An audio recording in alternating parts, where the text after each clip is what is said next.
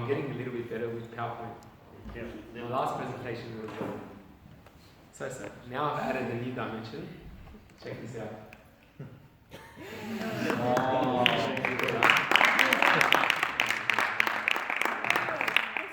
You're growing. Is that pretty cool? Exactly, right? I'm growing in the wisdom of PowerPoint.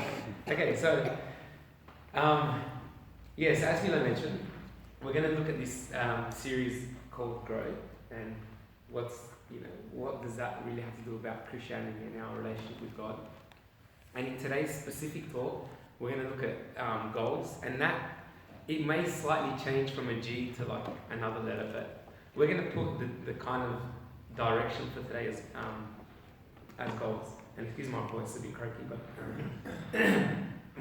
so anyway, about 5 years ago, my brother and my uncle went to an auction, and back then the house prices weren't so high, and I wasn't there, but my brother was telling me this story. And the auctioneer gets up at the auction table, and he starts bidding off this house. And my uncle's budget was about, I think, $400,000 at that stage. Yeah, house prices weren't as expensive as what they are now. So the auctioneer starts off at about $350,000. Alright? And the first bidder puts his hand up, and he's like, yeah, I'll take it 360. And the auctioneer's like, yeah, 360. You know when they do like, oh, $360,000. So anyway, he starts bidding off his house, and he gets the auction going. And some guy puts his hand up, and the auctioneer goes, yep, 370. And so my brother's telling me this story, and my uncle's sitting there anxious. He's like, should I bid now? I don't know what to do. My brother's like, yeah, chuck in a bid. So my uncle puts his hand up, 380. Beautiful. At the moment he's winning. He's got his eyes on, buying this new house as part of his goal for his, for his kids and for his family. And someone outbids him to 390. He's like, his knees start getting a bit shaky, whatever. Anyway, so 390, the auctioneer's got this, hammer. He's gonna, do this deal for 390. And then my uncle's like, look, my $400,000 is my budget. Should I, bid 400? Do you think it's worth it? And my uncle's like, yeah, look, if $400,000 is your budget, go to 400,000. So my uncle, puts his hand up, 400,000, and the auctioneer's like, yeah, we got a new winner here, $400,000, and he starts bidding off his house by saying, first time, $400,000. Is there any more bidders? Going once, going twice, and out of all the excitement, my uncle is, his body shaking. He's elated that he's going to finally purchase his house, and he says, 400,000 going, and then at the moment he was going to say going 3 times, my uncle puts his hand up again, and the bidder looks at my uncle like, you can't outbid yourself. Right. But anyway, story being, he ended up getting his house, and he achieved his goal of getting his house. But no, we're not here to talk about how to buy a house or achieve your goals in your kind of financial world. We're actually going to look at it from a little bit of a different perspective. So, as I mentioned before, we're going to look at this obviously from a more spiritual perspective, just to give us a bit of direction. I want to substitute the word goal for something a little bit different, maybe will or mission. Okay, so whenever you see the word goal, don't automatically think, it's a point that I've got to get to. Think of it more as a mission that Christ wants me to accomplish. Right? But in order to do that, we first have to understand what Christ's goal is. Before we do that, I'm going to throw a question out there. What relationship do you think goals have to do with growth? Because obviously this is about growing, but what relationship do goals have to do with growth? Feel free to comment, throw one word out there, something that pops up. You don't even have to answer it out loud, you can answer it in your head. But if someone does have something they'd like to share, it'd be lovely to get some feedback. They both start with the letter G. Yeah, very pragmatic of you. Yeah, they both start with the letter G. What else? What relationship do goals have with growth?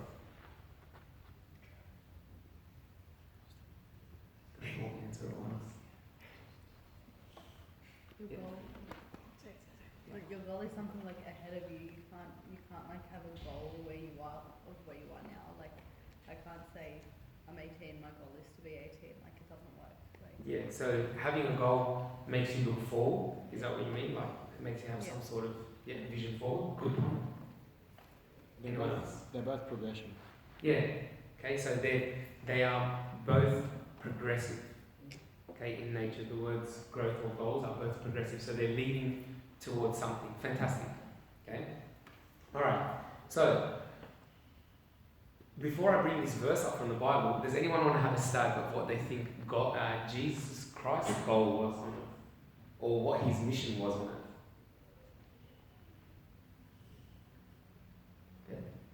to save his children.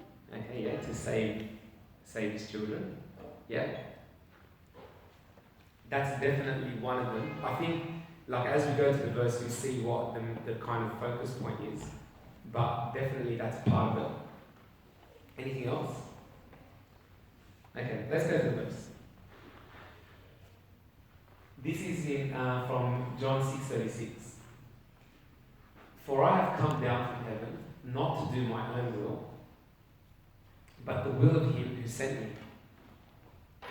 This is the will of the Father who sent me, that of all he has given me, I should lose nothing, but should raise it up at the last day.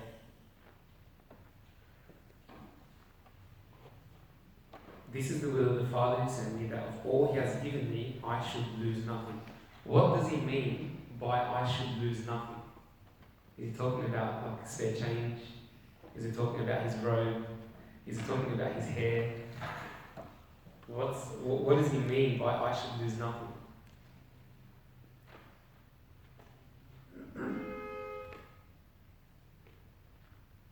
What do you think, Anthony? What comes to your mind when he says this? What does he mean? I should lose nothing, but should raise it up at the last day.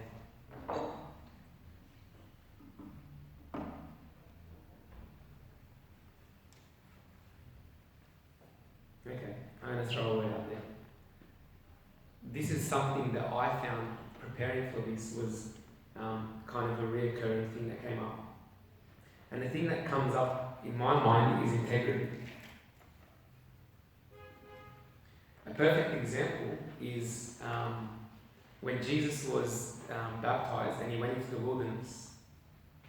What happened? He was tempted by Satan, right? If he gave into that temptation, could he apply this will of the Father to himself? Because he lost part of his honesty, he lost part of his integrity, he lost part of his truth that was inside him. Okay, so the will of Christ was to not be divided at any point in his presence on earth. Okay, not to be disfragmented, to keep his integrity.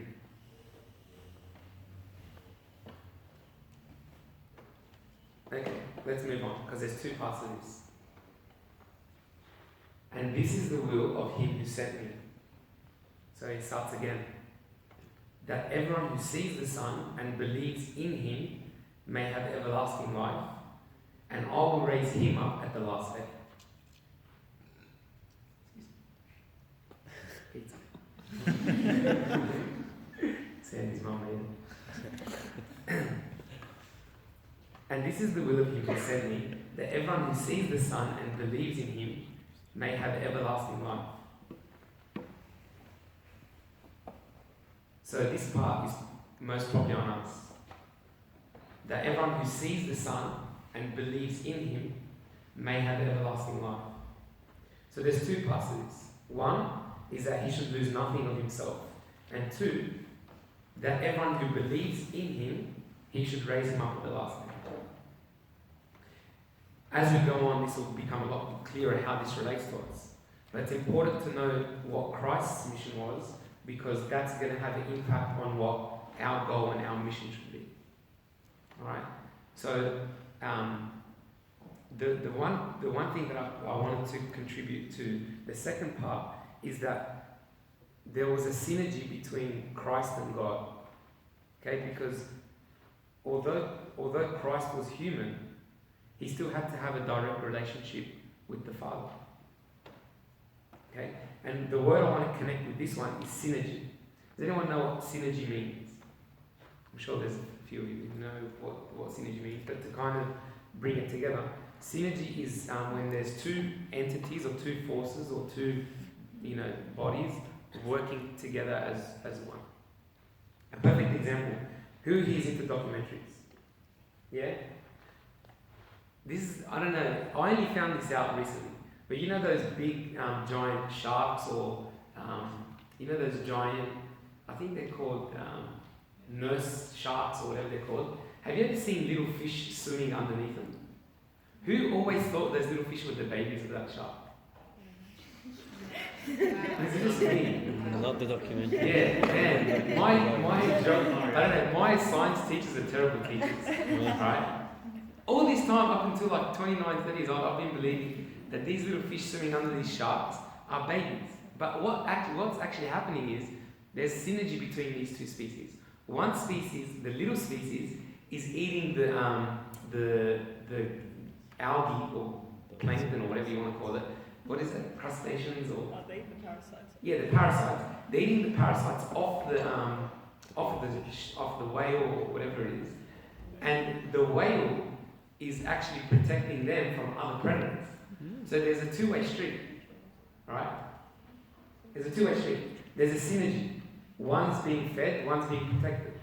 And it's the same thing as we discover in our relationship with God and on our mission, on our goal, that there is a synergy between us and Christ, us and God. Okay, there's a harmony, there's an understanding. It's not just me moving forward and I'm trying to achieve what I want to achieve, but there's actually a deep love for your mission on earth. Okay, so we're going to go into a little bit more of these two verses and how they relate to us. But before we do that, we have to have these train tracks. We have to have these guiding principles that keep us in line with what our mission or what our goal is. This is from Matthew 22. And this is when one of the Pharisees questioned Christ. One of the lawyers questioned Christ. He says, then one of them, a lawyer, asked him a question, testing him, saying, Teacher, which is the great commandment in the law? Jesus said to him, You shall love the Lord your God with all your soul, with all your mind. This is the first and great commandment, and the second is like it. You shall love your neighbor as yourself. On these two commandments hang the law and the prophets. So, we know what Christ's mission is. We know what his goal is. And then he gives us these two commandments that we need to kind of cling to. And these two commandments are really important because they're going to set us up to achieve our life's mission. And there's a story, some of you might have heard it, I've shared it with a couple of youth meetings before, but there's a story about a business owner who owned a very successful computer company. And this story depicts what these two commandments are about. And I've got a seed there because the story is about this man who gives his employees a seed to plant. So the story goes, there was the business owner owned a very successful company. And one day he's sitting in his office and his wife, he receives a phone call from his wife. And his wife's in tears, she's crying. And he's like, what's up? Is everything okay? And she's like, look, I just got a call from the doctor. And the doctors told me that I basically got 6 months to live. So he obviously feels sad by this, information from his wife. And he sits there with his head in his hands thinking, what am I going to do? So he decides there and then that he's going to give up his career in his business, and he's going to give his company to someone in his workplace. And he thinks of an idea. So the next day he calls his employees into the office, And he says, look, this is a situation at home. My wife's sick. She's only got 6 months to live. I'm going to give this business to one of you in front of me. And they're like, okay, you know, this is a good thing, obviously, for them anyway. So, as he's explaining to him how he's going to choose, he takes out this little packet from his top of his jacket, and he says to all of them, put out your hand. And so they all put out their hand, and he takes this little black seedling and he puts it in each one's hand. And he says, take this seed and plant it, and the person who makes this seed grow to the biggest plant in the next month, I'm going to give my business to. Right, fair deal. You know, yeah. He sees that there's value in this person who looks after this seed. So anyway, there's this guy named John, and John's a very devout Christian. You know, he loves God. He really, really loves God. And he goes home to his wife and he tells his wife, look, the boss has had really bad news. His wife's going to die in 6 months, so he's going to pass his business on to one of us. But the person who gets it is a person who takes his seed, plants it, and makes this plant grow to be the biggest plant amongst the other workers. So John gets this little seed, gets a little, vase or little planter box, puts the seed in, puts special fertilizer around it, gives it nice water, puts it in a sunny spot, and he leaves it. Anyway, every day he waters this little seed. After 1 week, he goes back into his office and nothing's happening. His seedling's not growing. Everyone else, the seedling's starting to sprout, but this poor man, he's got nothing to show. Anyway, 2 weeks goes by, and this time, everyone else's seedling is like the size of this little remote, right? Probably about 10 centimeters tall. But poor John, nothing's come out of his seed. So he thinks of the awesome plan. He goes, what if I go to the plant nursery? And what if I buy a little plant that's already grown? Then no one will know what's going on. So he goes home and he tells his wife, look, this is what I'm going to do. I'm going to buy a plant and I'm going to pretend that this is the seed that the boss gave me, and I'm going to go back and I'm going to water it. And until that next month, hopefully this plant's going to be the biggest plant. Anyway, she's disappointed. She's like, look, this is not the reason I married you for. I married you because you're an honest person, you're hardworking, you love God. This goes against everything that you were taught. He kind of disregards what she says, and he goes off into the plant nursery. He goes to the plant nursery, he tells the person, he says, look, I'm looking for a plant maybe 10 centimeters tall with this kind of leaf, can you help me out? And the person says, sure, I've got something just along those lines. And he goes back to the plant area, he picks out this pot with this little plant, and he brings it over to him, and he says, is this something that that you want? He's like, yeah, look, that's perfect. So he takes it to the checkout, and as he takes out his wallet to pay for this plant, a little card of him and his wife falls out, and it's got their picture. And on the back of this card, it's got the 2 verses. Love the Lord your God with all your heart, mind, and strength, and love your neighbour as yourself. And at that point, he felt this inner war, this, do I do it? The conscience, do it, you're going to make hundreds of thousands of dollars, don't do it, it's not the right thing. God loves an honest person who does everything they can in order not to just fall into this trap of lying and deceiving. So he's torn. He doesn't know what to do. And then he eventually decides that the best thing to do is obviously not go ahead with the purchase. So anyway, he goes home disappointed, and then 3 weeks goes past, and still nothing has come up from his plan. Anyway, the 4th week passes, and it's the time for everyone to bring in their plant and put it inside the office so the boss can come and choose the person that's growing the biggest plant. So John comes in and he's got his little plant in his box, in his vase, and everyone else comes in and some plants are this tall, some plants are this tall, kind of thing. And everyone's kind of laughing at John. And the boss comes into the office, and he's looking around and he's looking at all these other plants. Okay, some of you know the punchline, don't ruin it.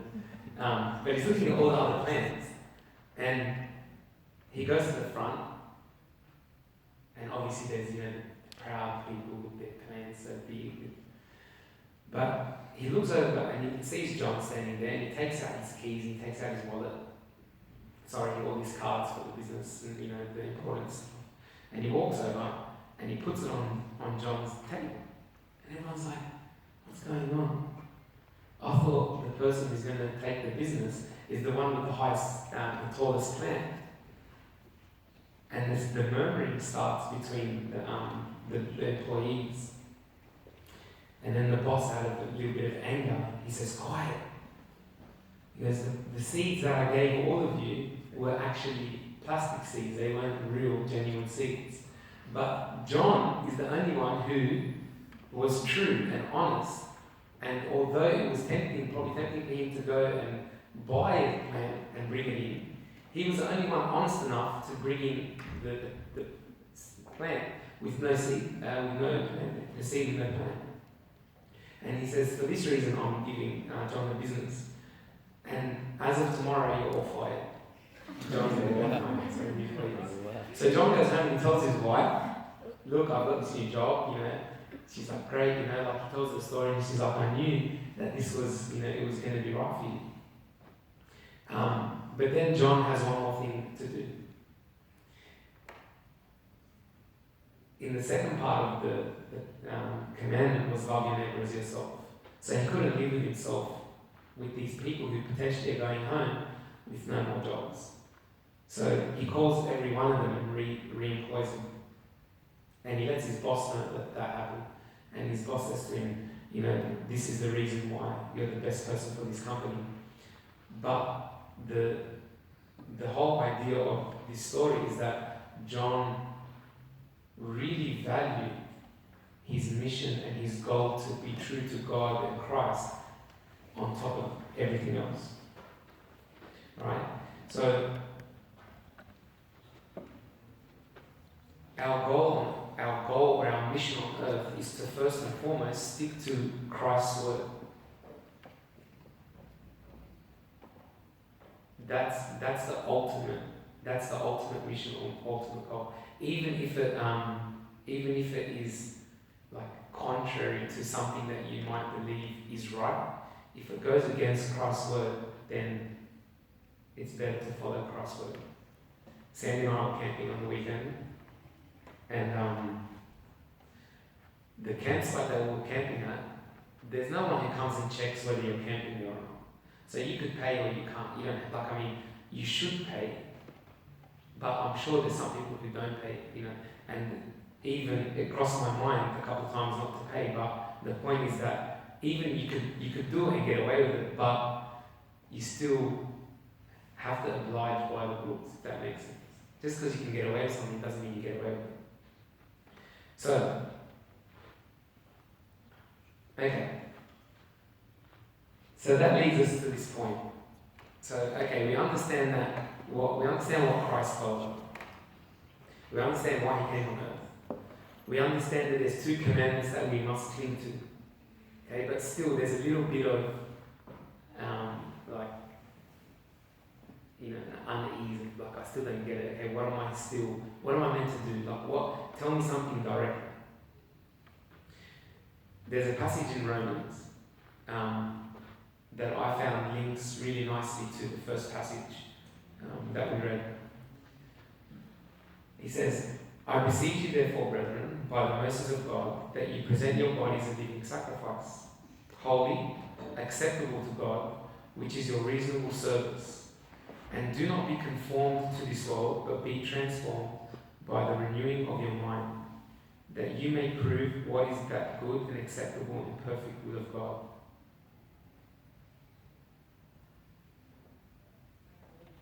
Can you see some similarities in that verse to the first will that Christ had? This is the will of the Father who sent me, that of all he has given me I should lose nothing, but should raise it up at the last day.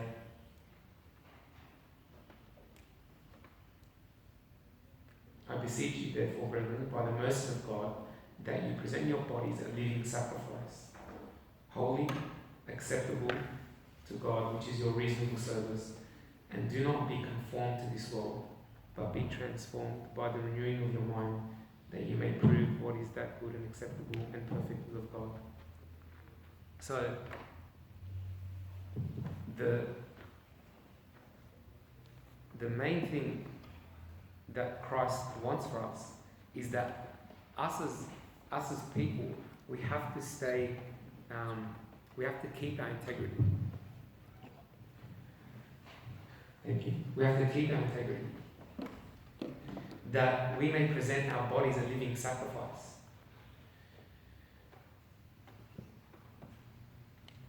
This alone is the number one goal that we should offer to God. There was